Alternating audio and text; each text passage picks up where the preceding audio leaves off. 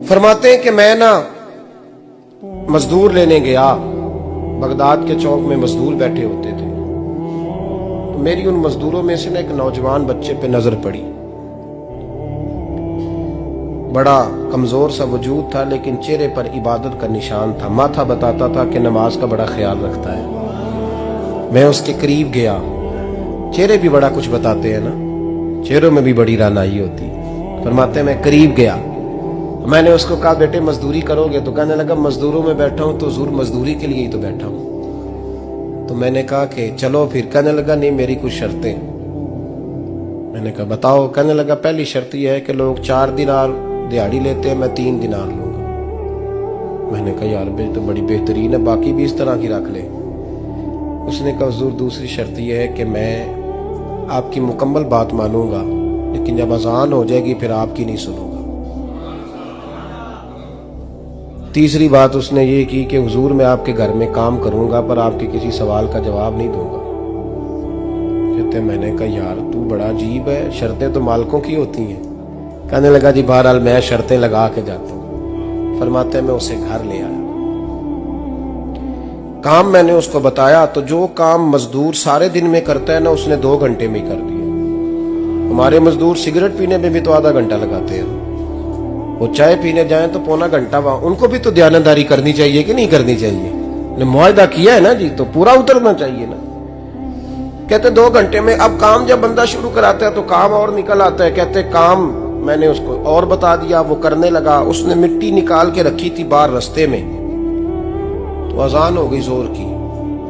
उसने वहीं कुदाल छोड़ी कही और चलने लगा। तो मेरा बेटा कहने लगा इसको जरा बराबर कर दो। कहने लगे चुप कर जा, तेरे बाप से बात हुई थी। जब अजान होती है तो मैं किसी और की नहीं सुनता, सिर्फ अल्लाह रसूल की सुनता हूं। कहते मस्जिद चला गया, नमाज पढ़ के आया तो दोपहर का वक्त था। मेरी बीबी कहने लगी इसको को खाना खा ले। कहते हमने कहा खाना खा लो। तो कहने लगा मैंने रोजा रखा, रमजान भी नहीं था, नफली रोजा रखा हुआ। फरमाते हैं शाम हुई, मैंने 3 दिनार दिए। तो मैंने कहा तेरा नाम क्या है? कहने लगा मैंने आपसे कहा था मैं किसी सवाल का जवाब नहीं दूंगा।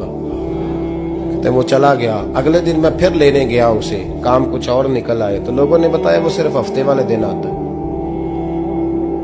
मैंने कहा क्यों? कहने लगे जी वो कहता है मेरा हफ्ते का खर्चा 3 दिनार है। जब 3 दिनार कमा लेता हूं तो बाकी सारा टाइम अल्लाह रसूल की जिक्र में गुजार दिया करता हूं। फरमाते हैं जी अगले हफ्ते मैं फिर लेने गया। मैंने पूरा हफ्ता इंतजार किया कि काम उसी से कराना है। मैं जब गया तो मैंने कहा चलो। कहने लगा मेरी शर्तें याद है ना? और मैंने कहा याद है भाई, साथ चल। फरमाते हैं काम कराया। 2-3 हफ्ते वो आता रहा। एक हफ्ते में गया तो लोगों ने कहा हुजूर आज नहीं आया। क्यों? कहने लगे बीमार हो गया। कहाँ घर है? कहने लगे बगदाद के कब्रिस्तान के पीछे जो कच्ची आबादी है उसमें रहता है। फरमाते मैं गया, दरवाजे पे दस्तक दी तो कहने लगा हुजूर आप हैं? दरवाजा खोला है, आ जाइए। फरमाते हैं मैं अंदर गया तो मैंने कहा तुम्हें कैसे पता चला मैं आया हूं? कहने लगा हुजूर अल्लाह वाले हो, आप नहीं आना था, वरना अमीर तो गरीबों का पता लेने कोई नहीं आते। कहते मैं करीब गया तो कहने लगा मैं आपका इंतजार कर रहा था, तेज बुखार है, तप रहा। जेब से कुछ पैसे निकाले। कहने लगा ये पैसे रखने। एक अंगूठी निकाली।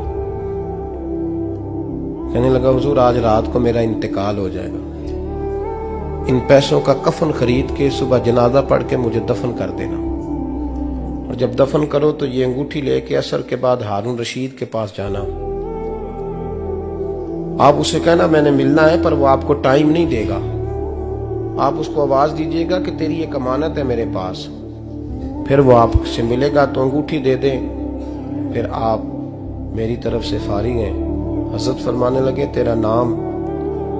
और कहने लगा हुजूर वक्त थोड़ा है, आज रात मैंने जाना है, बड़ी लंबी माफी मांगनी है रब करीम से। अगर मुनासिब समझे तो मुझे अपने रब से तन्हाई कर देने। फरमाते हैं मैं आ गया, पर उसकी बातों ने मुझे सारी रात सोने नहीं दिया। फरमाते हैं सुबह बड़ी मुश्किल से सूरज निकला। मैं गया, दरवाजे पे हाथ रखा तो दरवाजा खुला हुआ था। अंदर दाखिल हुआ तो खुशबुएं मेरा इस्तकबाल कर रही थी। जब चेहरे से कपड़ा हटाया तो उसका तो इंतकाल हो चुका। इंतकाल हो चुका है, ऐसे जैसे किसी का दीदार करके सोया। कहते मैं तो 2 आदमी ले गया था जनाजे पे, पर पता नहीं दुनिया किधर किधर से आई, कहां से। अखा जदों मीटियां जमाना मैनू रोवेगा, अपना ते अपना बेगाना मैनू रोवेगा। फरमाते हैं मैं तो 2 बंदे ले गया था, पर पता नहीं मखलूक कहां से आई। जनाजा पड़ा, दफन किया। हारून रशीद के पास में असर के बाद गया, मैंने बुलाना चाहा पर बादशाह था, मेरी तरफ देखा ही नहीं। मैंने उसको कहा तेरी एक अमानत मेरे पास है। फरमाते हैं मुझे कोने पे ले गया, क्या बात है, कमरे में बुलाया, मैंने अंगूठी दी।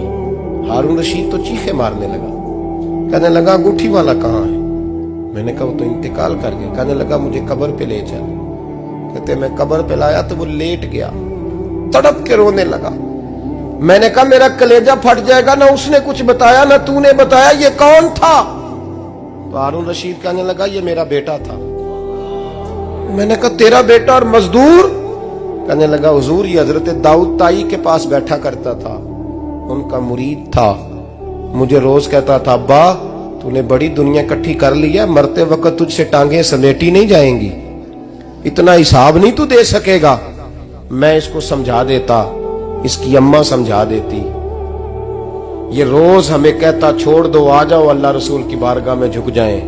हम समझ। एक दिन ये चला गया, कहने लगा फिर तुम्हारा रास्ता और है और मेरा रास्ता और है। ये सोने की अंगूठी गलती से इसके पास रह गई, गलती से हीरे की अंगूठी चली गई।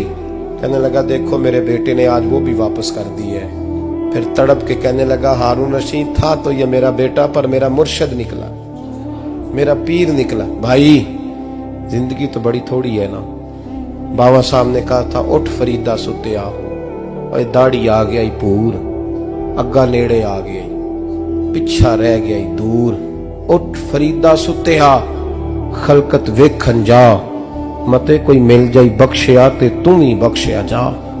उठ फरीदा सुत्या, झाड़ू दे मसीत, तू सुते रब जागदा, तेरी डाडे नाल परीत। मेरा रब हमें भी अपनी बारगाह में कबूल फरमा।